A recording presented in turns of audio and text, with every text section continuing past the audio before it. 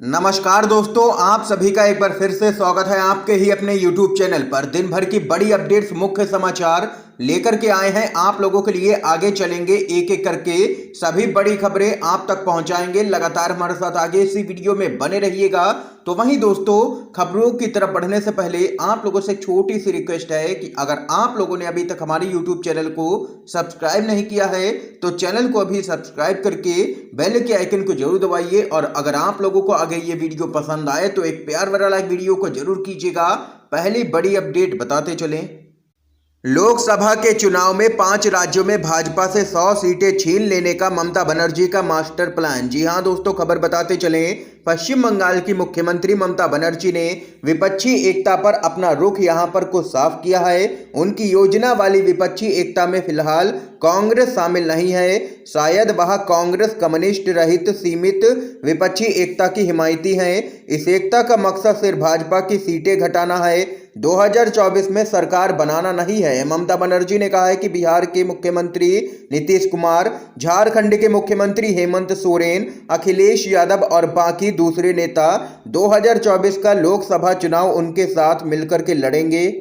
ममता बनर्जी ने नरेंद्र मोदी के लिए कहा है कि वह 300 सीटों पर गर्व कर रहे हैं, लेकिन उन्हें याद रखना चाहिए कि राजीव गांधी ने भी 400 सीटें जीती थी। ममता बनर्जी और नीतीश कुमार बार बार कह रहे हैं कि भाजपा को 50 से 100 सीटों तक का नुकसान करने की स्थिति में है। ममता बनर्जी ने 5 राज्यों में भाजपा को 100 सीटों का नुकसान पहुंचाने की बात कही है। हालांकि उन्होंने वे 5 राज्य तो नहीं बताए हैं, लेकिन शायद वह पश्चिम बंगाल, बिहार, झारखंड के साथ यूपी और दिल्ली को जोड़ रही हैं। साफ तौर पर उन्होंने जिन 3 राज्यों का नाम लिया है वे पश्चिम बंगाल, बिहार और झारखंड हैं। इन तीनों ही राज्यों की कुल 96 लोकसभा सीटें हैं और भाजपा ने इनमें से 2019 के चुनाव में 47 सीटें जीती थी। और अब 5 बड़े राज्यों में बीजेपी को तगड़ा झटका देने की तैयारी कर रही हैं मुख्यमंत्री ममता बनर्जी। एक और बड़ी खबर की तरफ चलते हैं।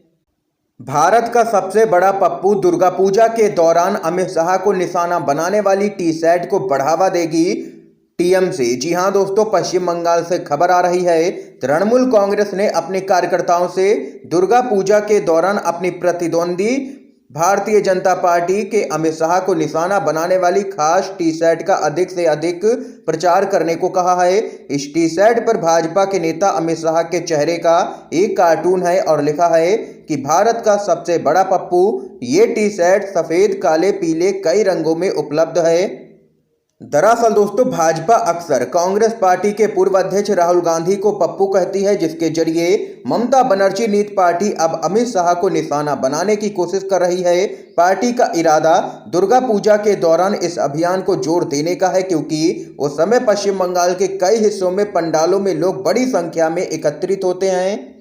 और टीएमसी के सांसद डेरेक ओब्रायन ने भी यह टी-शर्ट पहने हुए एक वीडियो पोस्ट किया है ट्विटर पर, जो कि काफी वायरल हो चुका है और यह खबर भी काफी सोशल मीडिया पर चर्चा का विषय बन चुकी है। टीएमसी ने बड़ा कदम उठाया है भाजपा को घेरने का।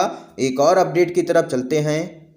बीजेपी की दिग्गज नेता उमा भारती उतरी हैं विपक्ष के समर्थन में। नीतीश कुमार ने हिम्मत तो दिखाई है, जमकर के कर दी है उनकी तारीफ। खबर बताते चलें। भाजपा की वरिष्ठ नेता और पूर्व केंद्रीय मंत्री उमा भारती ने बिहार के मुख्यमंत्री नीतीश कुमार की शराबबंदी के फैसले पर खुलकर के तारीफ की है। उमा भारती ने बिहार में शराबबंदी लागू करने के फैसले को बिल्कुल ही सही ठहराया है और नीतीश कुमार को साहसी बताया है।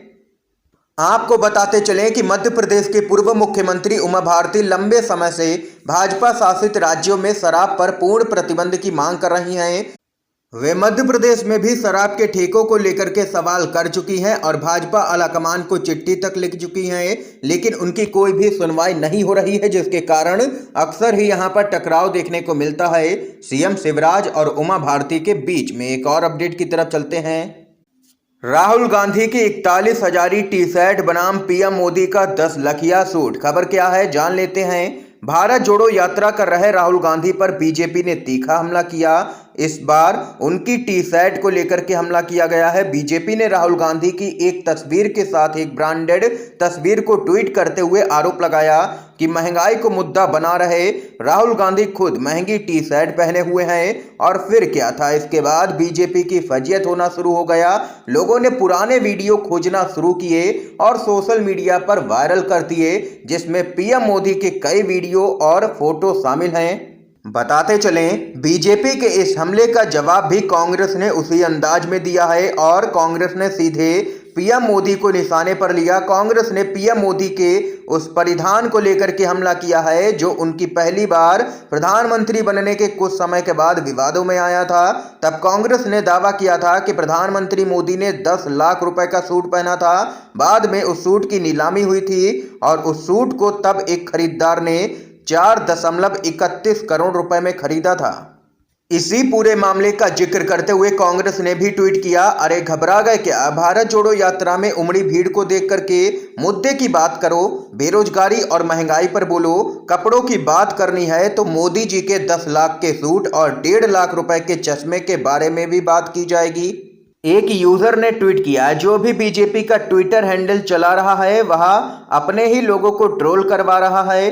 10 लाख के सूट और 1.5 लाख के चश्मे के आगे 40,000 रुपए की टी शर्ट कहीं भी नहीं टिकेगी। ये यहाँ पर बीजेपी का दांव उल्टा ही पड़ता हुआ नजर आ रहा है। राहुल गांधी को घेरने चली थी भाजपा, लेकिन खुद यहाँ पर अपनी ही फजीयत सोशल मीडिया पर करा बैठी है बीजेपी। इस खबर पे आप लोगों की क्या कुछ राय है, क्या कुछ कहना है, कमेंट बॉक्स में कमेंट करके बता सकते हैं आप लोग। एक और अपडेट की तरफ चलते हैं। बिल्किस बानो मामला, सुप्रीम कोर्ट 3 सप्ताह के बाद दोषियों की रिहाई को चुनौती देने वाली याचिकाओं पर करेगा सुनवाई। बड़ी अपडेट आ रही है। सुप्रीम कोर्ट ने कहा है कि वह बिल्किस बानो मामले में दोषियों की रिहाई को चुनौती देने वाली याचिकाओं पर 3 हफ्ते के बाद सुनवाई करेगा। 2002 के गुजरात दंगों के दौरान बिल्किस बानो के मामले में उसके आरोपियों को रिहा कर दिया गया, जिसके बाद ये पूरा मामला एक बार फिर से सुप्रीम कोर्ट में पहुंचा और सरकार के फैसले को सुप्रीम कोर्ट में चुनौती दी गई है और फैसले को रद्द करने की मांग की गई है। सुप्रीम कोर्ट की न्यायमूर्ति अजय रस्तोगी और न्यायमूर्ति बीवी नागरत्ना की पीठ ने गुजरात सरकार के वकील से 2 सप्ताह के भीतर संबंधित रिकॉर्ड उसके सामने पेश करने का आदेश जारी कर दिया है। और सुप्रीम कोर्ट ने 25 अगस्त को केंद्र और गुजरात सरकार से यहां पर जवाब तलब किया था। इसके साथ ही एक और अपडेट की तरफ चलते हैं। झारखंड के राजनीतिक घटनाक्रम से खबर सामने निकल के आ रही है। जेएमएम की राज्यपाल से मांग, हेमंत सोरेन की सदस्यता पर चुनाव आयोग की सिफारिश से पर्दा उठा करके दूर करें भ्रम। खबर जान लेते हैं। ऑफिस ऑफ प्रॉफिट के मामले में झारखंड के सीएम हेमंत सोरेन की विधायकी समाप्त किए जाने की सिफारिश पर अभी भी सस्पेंस कायम है। इस मामले में विपक्षी दल बीजेपी की ओर से कहा गया था कि चुनाव आयोग ने हेमंत सोरेन की सदस्यता को रद्द करने की सिफारिश की है। हालांकि अभी तक इस मामले में राज्यपाल की ओर से कोई भी आधिकारिक जानकारी नहीं दी गई है। ऐसे में झामुमो ने राज्यपाल से इस मसले पर भ्रम की स्थिति को स्पष्ट करने की मांग की है। ये यहाँ पर दोस्तों इस समय की आज की सभी बड़ी खबरें, मुख्य समाचार थे जो हमने आप तक पहुंचाए हैं। अगर आप लोगों को ये वीडियो पसंद आया हो तो अब इस वीडियो को लाइक कीजिएगा, चैनल को सब्सक्राइब करके बेल के आइकन को जरूर दबाइएगा। आप सभी का बहुत बहुत धन्यवाद।